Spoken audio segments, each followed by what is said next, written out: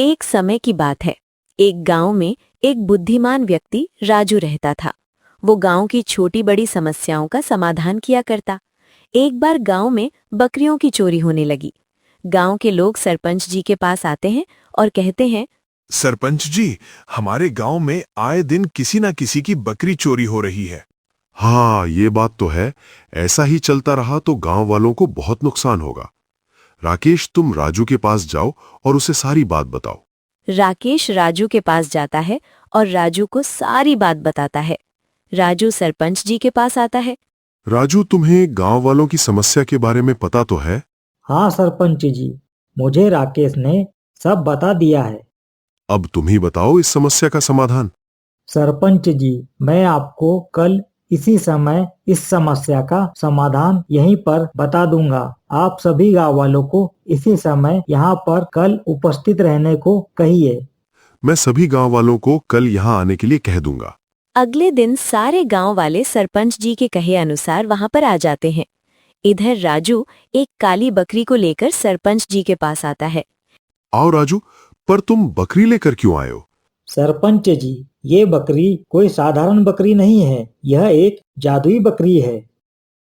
ये किस तरह का जादू करती है? जरा सभी गांव वालों को इसके बारे में बताओ। यह बकरी चोर को पकड़ेगी। वो कैसे राजू? भला एक बकरी चोर को कैसे पकड़ सकती है?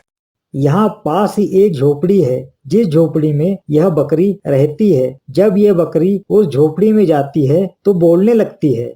सभी गांव वाले बारी बारी करके झोपड़ी में जाएंगे और बकरी की पूंछ पकड़ेंगे। जो चोर होगा बकरी हमें बता देगी। ये तो बहुत अच्छी बात है। हमारा काम इससे बहुत आसान हो जाएगा। एक एक करके सभी लोग बकरी की झोपड़ी में जाते हैं। बकरी की झोपड़ी में जाकर सभी लोग एक एक करके बकरी की पूंछ पकड़ते हैं, पर बकरी किसी को चोर नहीं कहती।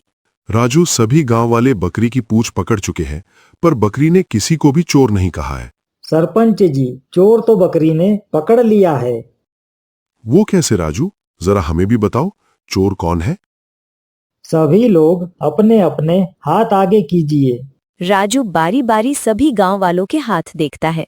सभी के हाथ काले थे, सिवाय एक व्यक्ति के, जिसका नाम कालू था। सरपंच जी, कालू ही चोर है। राजू, ये तुम क्या कह रहे हो? मैं कैसे चोर हो सकता हूँ? मुझे बकरी ने कब चोर कहा? हाँ राजू, बकरी ने तो कालू को चोर कहा ही नहीं, फिर तुम कालू को चोर कैसे कह सकते हो? सरपंच जी, ये बकरी कोई जादुई बकरी नहीं है, यह एक साधारण बकरी है। मैंने बकरी की पूंछ पर काला रंग लगा दिया था। जब सभी ने बकरी की पूंछ पकड़ी तो सभी के हाथ काले हो गए, सिवाय कालू के। कालू ने सोचा कि झोपड़ी में उसे कौन देखने वाला है, उसने बकरी की पूंछ पकड़ी या नहीं। कालू ने सोचा बकरी की पूंछ अगर वह पकड़ लेगा तो बकरी उसे चोर कह देगी।